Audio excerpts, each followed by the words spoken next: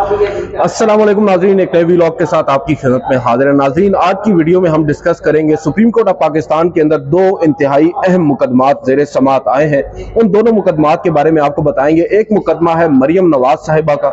मरियम नवाज की जो नैब के हवाले से एक जमानत थी वो मनसूखी की नैब ने दरख्वास्त दायर कर रखी थी सुप्रीम कोर्ट ऑफ पाकिस्तान में। उस पर चीफ जस्टिस की सरबराही में 3 रुकनी बेंच ने समात की और एक बड़ा दिलचस्प उसमें भी मोड़ आया। और दूसरी जानिब जो पनामा JIT मशहूर ज़माना वॉल्यूम 10 है उसको पब्लिक करने के हवाले से एक दरख्वास्त थी, उस पर सुप्रीम कोर्ट ऑफ पाकिस्तान ने बड़ी दिलचस्प ऑब्जर्वेशंस दी हैं। मेरे साथ मौजूद हैं senior court reporter Sohail Rashid साहब। इनसे पूछते हैं, सबसे पहले सोहेल भाई ये बताइएगा जो मरियम नवाज का केस है वो क्या है और उसमें आज ऑर्डर क्या हुआ? देखें, ये शमीम शुगर मिल केस था जिसमें नैब को मरियम नवाज की गिरफ्तारी चाहिए थी और उनको 2019 से यानी 4 साल पहले रिलीफ मिला था बेल पे, और नैब को तब उनकी गिरफ्तारी चाहिए थी और नैब तब सुप्रीम कोर्ट आया था, लेकिन 4 साल ये केस लगा ही नहीं। अब नैब को उनकी गिरफ्तारी नहीं चाहिए। हालात बदल चुके हैं, कानून बदल चुका है, नैब भी बदल चुका है और सब कुछ बदल चुका है। तो नैब ने आज एक रिटन स्टेटमेंट जमा करवाई है और कहा है कि हमारा अब दायरा इख्तियार ही नहीं है। तो हालिया जो नैब तरमीम जो इस वक्त सुप्रीम कोर्ट में भी ज़ेरे समात है, 2-3 जो तरमीम हुई है उनके तहत हमारा इस पर दायरा इख्तियार नहीं है, लिहाजा ये केस तो खत्म है। तो आप इनका जो दरखास्त है हम वापस लेना चाहते हैं, उनकी अब हमें गिरफ्तारी नहीं चाहिए, उनकी बेशक बेल बरकरार रहे, ये उनकी स्टेटमेंट थी। जिसके बाद इस केस को, इस दरखास्त को खारिज किया सुप्रीम कोर्ट ने। आखिर में एक बड़ी वो दिलचस्प जो एक ऑब्जर्वेशन चीफ साहब से उन्होंने कहा कि आप नैब ने कहा कि आप दरख्वास्त के साथ ये ना लिखें कि हमने खारिज कर दी है, आप ये लिख दें कि हमने निपटा दी है। तो निपटा दिया उस पे ना वो नैब को थोड़ा सा वो कहते हैं ना जी, कि जैसे कहते हैं कि वो भागते चोर की लंगोटी, इसी टाइप वाली बात जो होती है ना। तो नैब ने कहा कि यार अब हाथ में तो कुछ नहीं रहा हुआ, तो कम से कम इस सुबकी से तो बचें कि हमारी दरखास्त खारिज हुई है। नैब के प्रोसिक्यूटर ने कहा कि आप ये ना लिखेंगे दरखास्त खारिज की, आपके निपटा दिया। चीफ जस्टिस ने कहा क्यों, आपको अच्छा लगेगा ऐसा पढ़ के? खाली मतलब अच्छा लगने की बात रह गई है, बाकी आपको अरेस्ट तो चाहिए नहीं। तो खैर उसको सुप्रीम कोर्ट ने खारिज की रखा और ये कह करके ऑर्डर अच्छा होगा। हाँ, ऑर्डर अच्छा होगा, उसको खारिज ही रखा है। और मरियम नवाज का रिलीफ जो है 2019 वाला बरकरार रहेगा, क्योंकि 4 साल गुजर चुके हैं, पुलों के नीचे से बहुत पानी बह चुका है और जो नया पानी है उसमें सब कुछ साफ दिख रहा है। और मतलब अगर ये कहा जाए ऑन द सेफ साइड, जो मकसद था नैब तरमीम का आज वो हासिल हो चुका सर हो चुका है, और वो पहले भी हो चुका है और वो केसेस वापस ही हो चुके हैं। तो उसमें अब नैब ने क्या करना है किसी गिरफ्तारी या रिमांड लेकर? तो वैसे भी अब सब अच्छा है। एक और इंतहाई अहम मुकदमा पनामा JIT, आपको याद होगा 2017 में एक फैसला आया था सुप्रीम कोर्ट के 5 रुकनी लार्जर बेंच का, और जिसमें साबिक वजीर आजम नवाज शरीफ साहब को नाअहल करार दे दिया गया था और उनकी जो फैमिली है उनके खिलाफ तहकीकात के लिए नैब को मामला गया। एक JIT पहले कायम की गई, उस JIT ने अपनी रिपोर्ट तश्कील दी और उस रिपोर्ट के कुछ कुल तकरीबन 10 वॉल्यूम थे, 9 वॉल्यूम्स पब्लिक हुए और 10वां जो वॉल्यूम है वो नैब की दरख्वास्त पर या JIT की दरख्वास्त पर उस वक्त पब्लिक नहीं किया गया। बताया ये जा रहा था, तासुर ये दिया जा रहा था कि उसके अंदर कुछ हसास दस्तावेजात हैं, इस वजह से उनको पब्लिक नहीं किया जा रहा। बहरहाल आज उसके हवाले से एक दरख्वास्त सुप्रीम कोर्ट में आई। लतीफ खोसा साहब वकील थे, ब्रॉडशीट LLC एक कंपनी है, उनका एक आप कहते हैं मुआहिदा हुआ था और नैब के साथ उनकी आर्बिट्रेशन चल रही थी। उस आर्बिट्रेशन के लिए उनको दरकार था वो वॉल्यूम 10, और वो ये समझते थे कि अगर वो वॉल्यूम 10 मिलेगा तो उसमें जो शरीफ खानदान की जायदादें बैरून मुल्क मौजूद हैं उनकी तमाम तर तफसीलात हैं, तो जो ब्रॉडशीट LLC है उनको उसका फायदा होगा। बहरहाल उन्होंने वॉल्यूम 10 के लिए अदालत में दरख्वास्त दायर की, अदालत ने उस पर एतराज लगा दी। उन एतराज़ात के खिलाफ लतीफ खोसा साहब आज सुप्रीम कोर्ट में मौजूद थे। दूसरी जानिब एडिशनल अटॉर्नी जनरल भी रोस्टम पर मौजूद थे। समाअत chief justice of Pakistan justice Umar Ata Bandial, justice अतर मिनल्ला और जस्टिस शाहिद वहीद पर मुश्तमिल 3 रुकनी बेंच ने की। उसमें बताएं हमें क्या हुआ। देखें, आज ये बड़ी दिलचस्प समाअत थी। सबसे पहले तो मैं अपनी राय दूंगा, मेरी बड़ी ख्वाहिश थी कि आज वॉल्यूम 10 खुल जाए, इसलिए नहीं कि जिस तरह बाकी लोग करते हैं कि उसमें कोई बहुत बड़ी करप्शन की दास्तानें हैं तो सामने आनी चाहिए, क्योंकि मुझे पता है कि उसमें ऐसा कुछ नहीं है। उस पे उसकी बुनियाद पे 5 साल टीवी शोज में और बड़ा कुछ कहा गया, पूरा बयानिया बनाया गया कि पता नहीं कितने बड़े करप्शन के सबूत हैं, और सुप्रीम कोर्ट ने और साहब ने मिल के ना उनको दफन कर दिया, सील कर दिया, तो वो खुलना चाहिए। उसमें सिर्फ उस वक्त उसको सील इसलिए किया गया था कि उसमें 9 वॉल्यूम्स में तो फाइंडिंग्स थी, वॉल्यूम 10 में उस वक्त JIT ने चूंकि एक गिवन टाइम में काम पूरा करना था, कुछ फॉरेन ज्यूरिसडिक्शंस में, UK में, UAE में, सऊदी अरब में अपने खत लिख रखे थे, उनका जवाब आना बाकी था। उसको उस वक्त सील रखा गया था पूरी डिटेल को। वो वॉल्यूम 10 में डिटेल थी कि ये लेटर गए हुए हैं। तो अब चूंकि मामला नैब को जाना था, तो अगली जो भी एजेंसी हो, नैब या FIA जिसको भी जाए, तो JIT ने ओपन रखा था कि इसको खुफिया रखें ताकि वो इसको अंडर इन्वेस्टिगेशन चीज है तो वो इसके लेटर्स रिसीव कर सकें।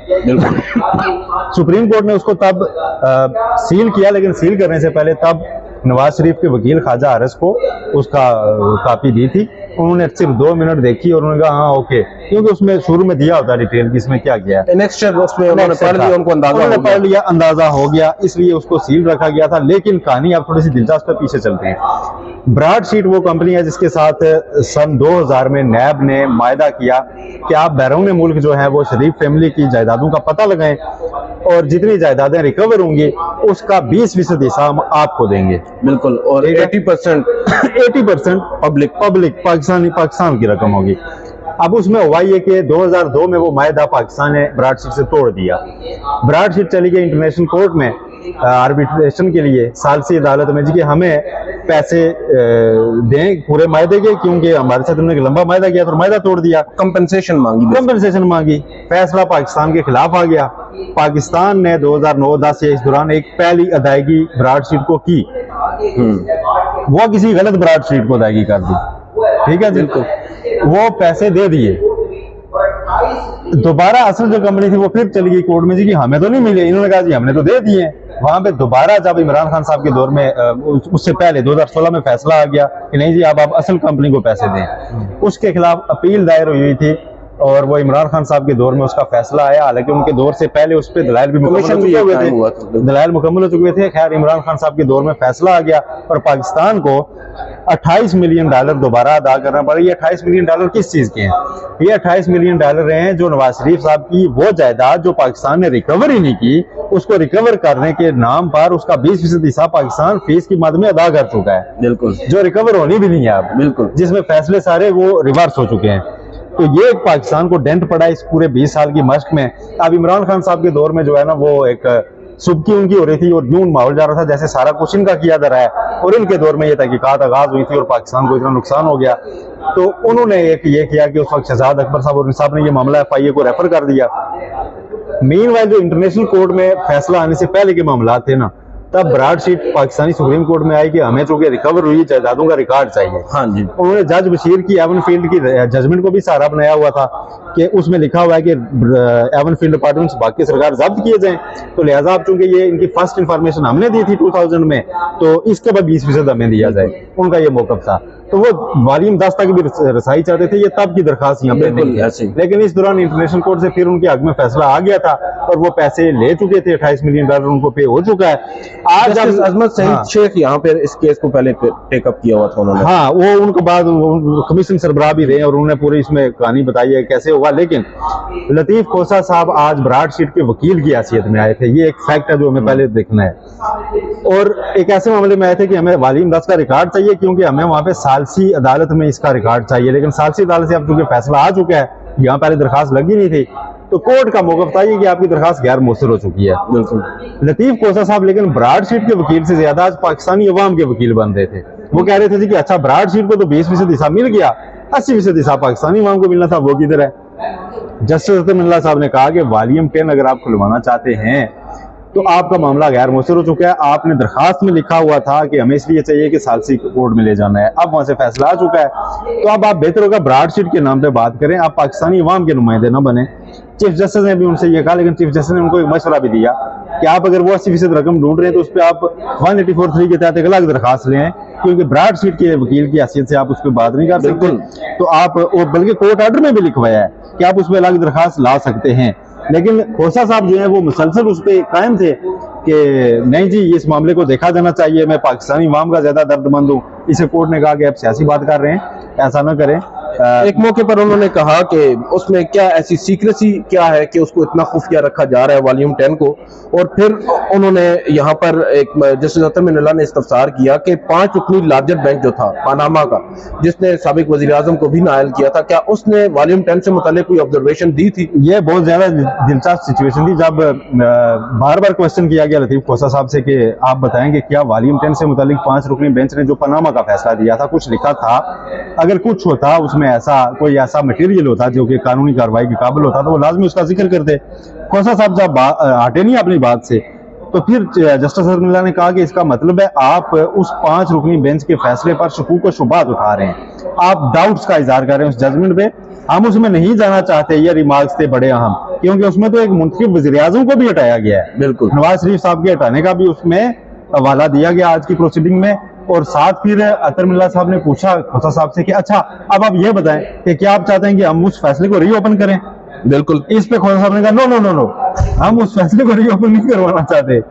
तो फिर चीफ जस्टिस साहब ने भी कहा कि अगर कोई उस फैसले से अग्रीव्ड होगा तो वो कोर्ट आएगा, या आप जो बात कर रहे हैं कि जी वो 80% पैसा पाकिस्तान का कहाँ गया, नुकसान हुआ है, तो उस पर आप 184(3) के तहत 1 लाख दरखास्त दायर करें। आप उसमें जो भी लिखना हुआ लिखिएगा, आप आजाद हैं, जो भी हुआ हम सुनेंगे, कोर्ट सुनेगी। जस्टिस ने यहाँ पर उनको कहा है ना कि आपको अगर इतना ही मसला है तो 184(3) के तहत आए, क्योंकि जो स्टुअर्ट साहब हैं, स्टुअर्ट बर्जर नाम है उनका, जो पिटिशनर हैं, उनके कंधे पर चीफ जस्टिस ने कहा कि आप बंदूक रख कर ना चलाएं, उनका तो यहाँ पर केस बनता नहीं है। ब्रॉडशीट कंपनी को क्या लगेगा पाकिस्तान को अपना हिस्सा मिला या नहीं, उनको अपना हिस्सा मिल गया, वो जाएं और पाकिस्तानी देखें कि उनका हिस्सा कहाँ है। लेकिन इसके फैक्ट्स जो है ना 3-4 जो 1 बाय 1। और एक और बड़ा दिलचस्प, सॉरी मैं आपकी बात काट रहा हूँ, जस्टिस अतरमिल्ला ने एक मौके पर यह भी कहा है कि जो नवाज शरीफ साहब की नाअहली थी वो इस वॉल्यूम 10 की बुनियाद पर नहीं थी, और ना ही उस फैसले के अंदर यह लिखा गया है कि उनकी नाअहली वॉल्यूम 10 की बुनियाद पर थी या उन तफसीलात की बुनियाद पर जो वॉल्यूम 10 में दी गई हैं। तो ये एक इंतहाई अहम ऑब्जर्वेशन है। जी, खोसा साहब ने यह कहा कि जी फिर भी कौम को जानना चाहिए कि मुल्क को कैसे लूटा गया, क्योंकि एक मंजन बिक रहा है बड़े अरसे से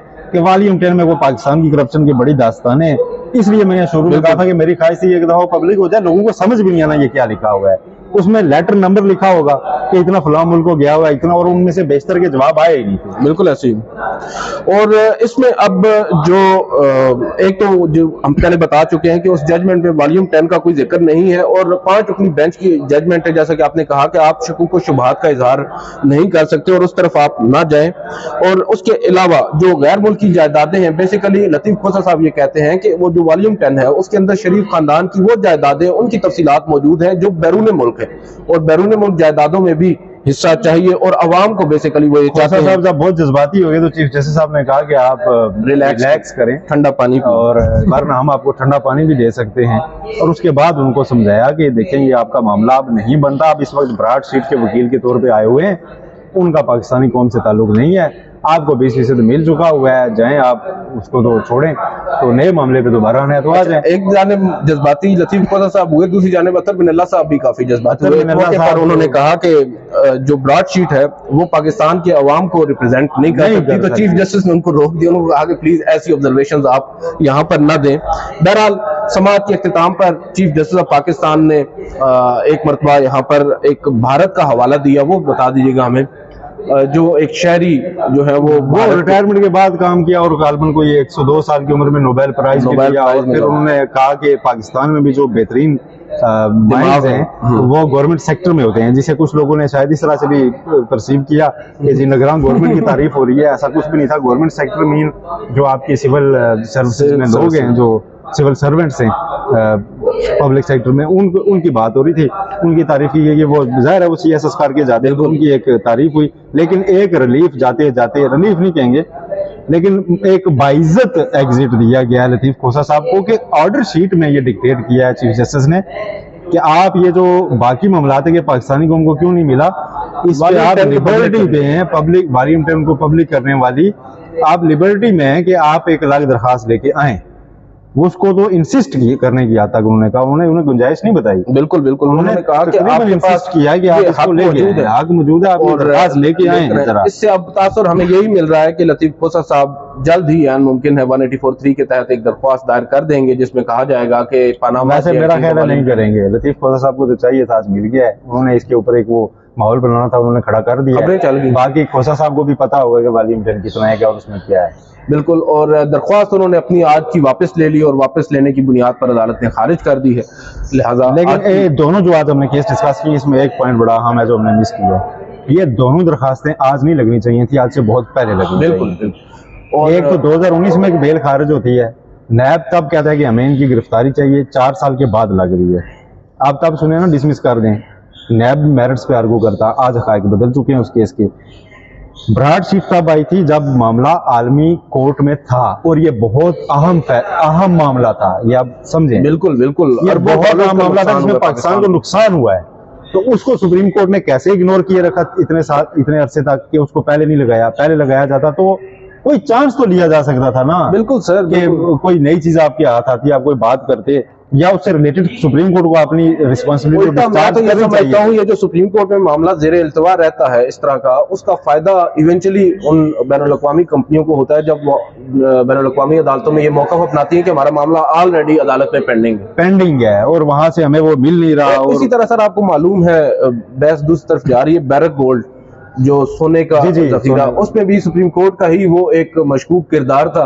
ये इस पे किसी और वीडियो में मेरा ख्याल है एक दिन बात करेंगे कि सुप्रीम कोर्ट के पिछले जो इफ्तिखार चौधरी साहब के दौर के से फैसलों से लेके ना कई ऐसे फैसले थे जिनका पाकिस्तान को जाके आगे बहुत बड़ा नुकसान हुआ, और कैसे वही फैसले वापस इसकी मातहत अदालतों ने सख्त ऑब्जर्वेशन के साथ वापस। सर वो अरबों डॉलर का नुकसान उस केस में होगा, वो तो इमरान खान साहब की गवर्नमेंट में।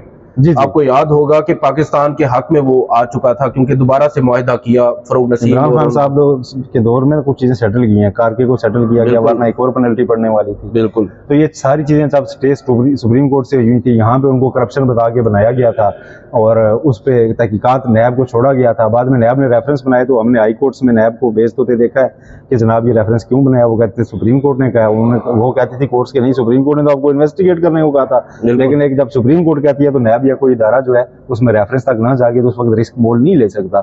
नंदीपुर उसमें से जो बिल्कुल ऐसा मंसूबा था। बहरहाल आज की इस वीडियो से इतना ही, हमें इजाजत दीजिए, अल्लाह हाफिज।